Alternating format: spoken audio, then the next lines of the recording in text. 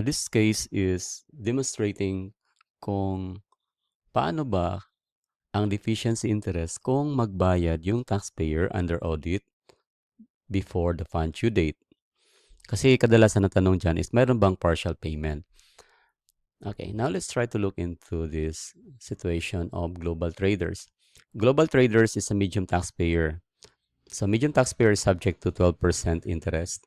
A fund for the deficiency tax of receive a fund for deficiency tax of 5 million. The fund was issued on May 1 with a due date of June 30. Now the statutory deadline for the original tax return was April 15. Now Global Traders Incorporated had cash available and paid the full amount on May 15. Okay? So binayaran niya, the deadline is June 30, 2026.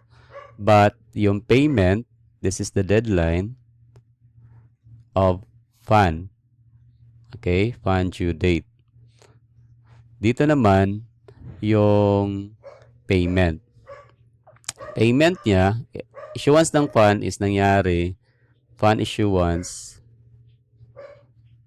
nangyari, kailan yun? May 1. Okay, May 1, 2026.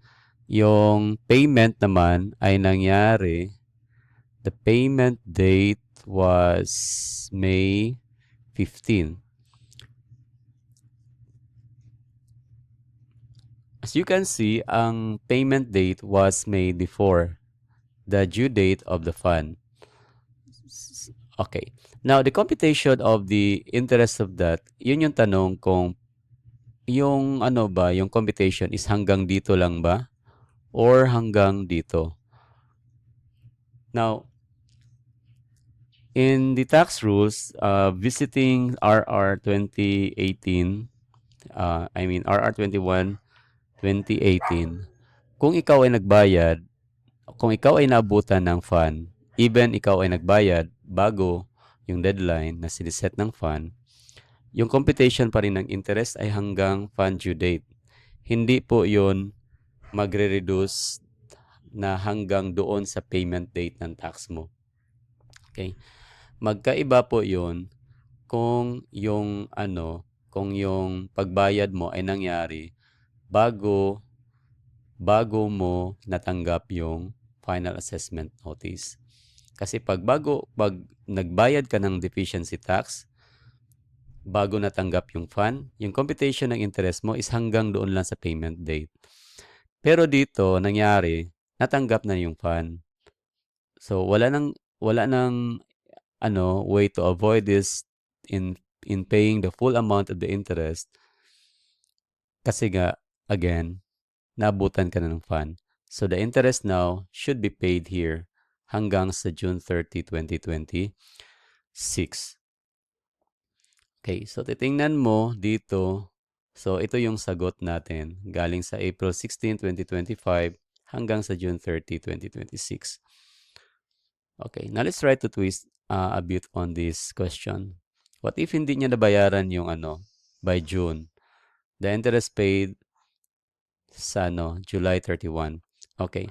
First is babayaran niya yung deficiency interest. Okay. Plus the penalty. Okay, yun yung consequence. So in this case, 12% yung deficiency interest, the penalty is 25%. Ngayon, on top of that, babayaran pa ng taxpayer yung another delinquent interest. Okay. Delinquent interest na 12%. Iyon. Again.